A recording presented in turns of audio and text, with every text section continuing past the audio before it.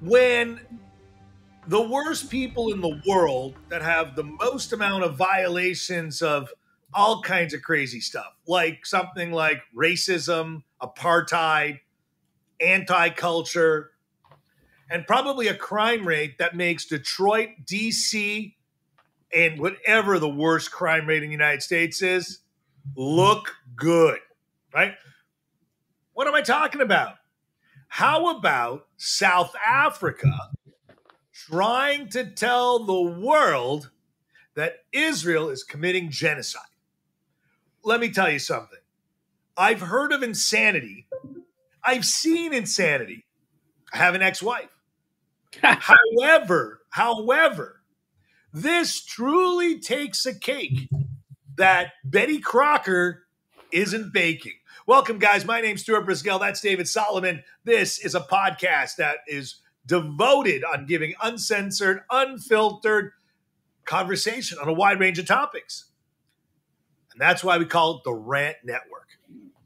Please sit back, relax as we give you our opinions, our thoughts, our experiences, and we share an idea from a variety of perspectives. Believe it or not, we don't really care about what political party you're from. Because clearly, we're not talking just about politics. We're talking about common sense. Humanity. So sit back, relax. David, you got a lot to say on this one, and I got to tell you, I understand why. Because when you have a bunch of idiots running a banana republic, calling the much more robust country that provides technology, that provides life safety equipment, that provides the world with all kinds of great things, like the technology we're using to do right now, our cell phones, our pacemakers, right? So, guys, what makes no sense is you're taking the words of known terrorists and calling the one state of 0.02% of the world population genocide maniacs? What massive moron is behind this? David, take it away. Well, the massive moron is the country of South Africa. Oh. Now, years ago, decades ago, Nelson Mandela was lauded as the great hero. He was incarcerated during the apartheid era. And when he emerged, he was like God, right? Because he was fighting for the black cause of South Africa. And listen, what he was trying to accomplish was remarkable. There was no doubt. But where many of us lost our respect for Nelson Mandela was when he hitched his cause with the Palestinian cause. He equated the two. And that's when world Jewry, that's when people around the world went, what the hell? And since Nelson Mandela, South Africa has decided that the Palestinian cause is equal to the South African black cause. They're nothing alike. And that's when terms like apartheid start to emerge. And when you heard on campuses that Israel is an apartheid state, it came out of South Africa. Apartheid worked in the 80s and 90s. It worked as to help get rid of white supremacy in South Africa, which it was. Okay, blacks had no rights. Blacks were completely it was vile. And we were all in favor of creating human rights in South Africa. But that's not what's going on in Israel. But when you create this propaganda machine and you don't support it with fact, somehow it worked. Now let's fast forward to 2024, 2023 even, right? South Africa, like others, are calling Israel a genocidal state. And that word has been thrown around like crazy. So Stuart, I'm going to take a page out of your book and let me read the definition of genocide per the United Nations Genocide Convention. It's defined as, quote, any of the 5 acts committed with intent to destroy in whole or in part a national, ethnical, racial, or religious group. Intent. Israel is being accused of intentionally trying to annihilate the Palestinian population. Now, here's the absurdity of all that. If Israel is genuinely, intentionally trying to kill Palestinians and annihilate them, they're doing a horrifying job. Because since let's go with 2000, the population in Gaza and in the West Bank has soared. If your intention is to annihilate a people, oops, you're kind of screwing up if you're letting them grow. I'll give you one more point. Hold on. Oh, it's okay. I'm ready to go. Okay. In the last 2 Hamas wars that Hamas initiated with Israel, if Israel wanted to annihilate the Palestinians, why would they put their own soldiers in harm's way, just drop bombs from planes, blow up everybody indiscriminately? Voila, we're done. Instead, Israel dropped leaflets, sent text messages to every Palestinian saying, get the hell out of Dodge because we're coming in to get rid of Hamas. In what world is that genocidal? Now, Stuart, in the last 100+ years, let me remind you of what genocide is. The Armenian genocide, 1 million people were annihilated on purpose. Uyghurs, Bosnians, Rwandans, Darfur, you name it, they were annihilated. And of course, the Holocaust, which was a systemic attempt to annihilate. There were conventions, there were policies put forward by Hitler to annihilate and destroy an entire population. None of this exists. And yet South Africa wants to be Hamas's propaganda piece and just rake Israel over the coals with no substance. Okay. Now, David, I got to stop you off because you're getting way off topic. I am not. David, let's stay focused. The person, first of all, you have to understand that it's the ICJ in Hague. Okay. Okay, Stuart. What? International Court of Justice. Stop. I understand. No, don't stop me. Don't. It's Hague. It's Hague. It's the Hague. The Hague. Yes, thank you. It's the Hague. Now, the person who's taking this case is Adila Hassim. Okay.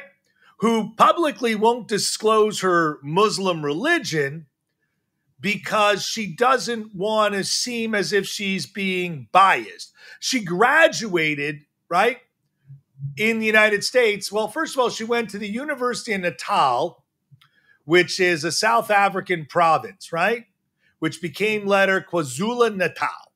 The university no longer exists, okay? Then she decided to go to St. Louis University. Now I'm on topic. Then she graduated from Notre Dame Law. No, I want to get to my point. She's biased. We know she's going to be biased because the UN is biased. Who cares? Okay. That's not the point. We know that the ICJ has ruled against Israel numerous times. Known fact. Okay. Doesn't matter. All right. This call for genocide is the problem. It's the inmates running an asylum here. Okay? We've talked about this. Yep. South Africa has one of the worst violent crime rates in the world. They're getting heat because of that. So what do? You got to, like a child, you know, don't blame me, blame my brother, blame my sister. Well, that's exactly what South Africa learned from Russia, China, Iran. How many times has China been brought? Oh, please, zero. How about Russia? Zero. Well, listen, Russia has bombed the crap out of Ukraine. How about Croatia? How about Croatia? Oh, listen, no, Yugoslavia was brought forward to the ICJ as committing genocide. But Russia right now, right? Bombing civilians. Bombing, raping, pillaging. And sounds just like these crazy guys the Hamas? In Hamas, right? Yeah. But the thing is that right now, South Africa is the poster child, okay, of a failure. And they're running to the ICJ saying Israel's committing genocide.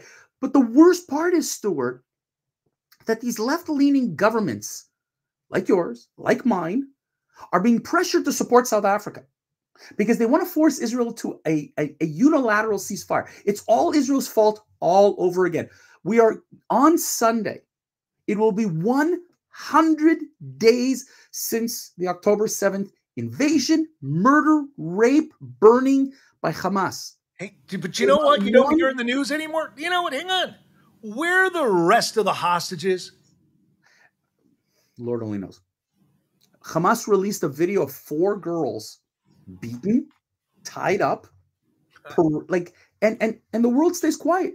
We talked about UN Women quiet. We talked about Red Cross. We've talked about these, but my government in Canada, Justin Trudeau, is being pressured by his anti-Semitic, anti-Israel part of his liberal wing, including my member of parliament, who I will express out loud is a piece of garbage anti-Semite. He's the ringleader there. He wants Canada to support South Africa, that Israel is committing genocide. A lie. He wants Canada to support a lie. Your government is being pressured. England is being pressured. France is being pressured. All these governments are being pressured by the left to support a lie. If you support this lie, guess what? Rule of law is out the window. There are no more rules. What's the point of having rules if you're going to support a lie? Listen, we already know there is vile racism, hatred, anti-Semitism that comes directly out of the IJC. We know this. ICJ. ICJ. Sorry. All these, I'm bouncing around. Acronyms. It's ICJ. Correct. You know, this unknown attorney only became famous when she filed this case.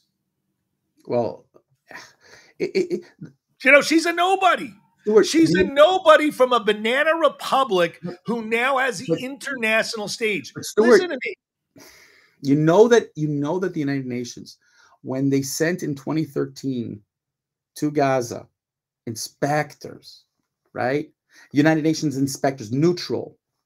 They wrote anti-Semitic reports before they even got there. The United Nations doesn't care for Israel. The United Nations Relief Workers Association is anti-Israel. The teachers, the UN teachers who were in Gaza celebrated the October 7th attack. Yep. UN is corrupt. We know that. Israel has refused to appear in front of the International Court of Justice on purpose because they know it's a banana court. But this time, Israel is actually going to fight itself on the world stage because they are not going to take the responsibility of being called a genocidal state. The moment they're called that and it sticks, like I said, then the definition that the United Nations put out in 1948 of genocide, throw it out the window. It's a lie. Yep. Then I don't disagree with you. I'm agreeing with you, David. You know, but South Africa, where murder, rape, you know, is through the roof, they're like Hamas. They're no better. It's okay. You know, they're the ones. It's like a thief bringing you to court, a murderer bringing you to court saying you broke the law. What the hell? Well, or it's like the robber who went down the chimney chute and got stuck and sued you for the damage that occurred to him while he was stuck in your chimney chute. You know, look, David, it is just bananas. I can chew bubble gum and walk at the same time. And if you don't think this is a banana court, David, I agree with you. No, but it's time to go jump off a cliff. But it's worse than that. It's worse than that. Okay? When our governments are being pressured by the left, when they're being pressured by these pro-Hamas, and I'm not going to call them pro-Palestinian, they're pro-Hamas supporters. These are people who want to see Israel annihilated. If our governments support this crime by South Africa and Hamas, then our governments are complicit. Our governments are complicit with Hamas, period. All right. I agree. David, last comments. I'm wrapping it up. On the 100th day, let those hostages be released. We should never forget the hostages were taken on October the 7th. We don't know how healthy they are. We don't know what they are. There are babies still in captivity, men, women, and children still in captivity. Please do not forget them. That's all for today, guys. Thank you for tuning and listening to the Rant Network. Today's Friday, every Monday, Wednesday, Friday, noon Eastern. You can catch us live and in person. You can download us on Spotify, YouTube, Apple, wherever. We're everywhere. So I hope you gained some valuable insight because you probably never knew anything about this before listening here. We appreciate your support. Join us next time for another thought-provoking conversation. I think we're going to talk about Iowa on Monday, unless someone else does something really stupid. In the meantime, don't forget to follow us on social media, share your thoughts, PM us, go, love us, like us, share us. We love you. Guys, David, wrap it up.